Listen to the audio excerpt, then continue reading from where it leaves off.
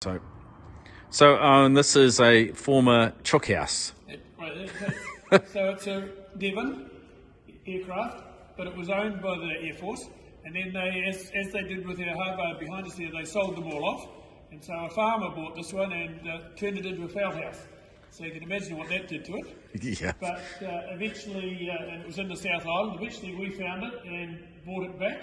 It's before my time at the museum, but we bought that back, and we acquired the wings for it again because it didn't have the wings on it, and proceeded to tidy it all up and paint it.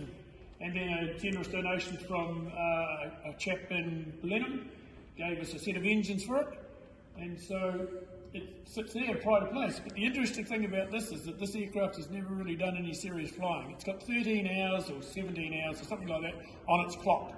So delivery miles only, you would say, and it was their spare parts plane. So if they broke something to do with the wheel, they took it off this one and put it back on, and then when the part came back into the country, it went back on this one.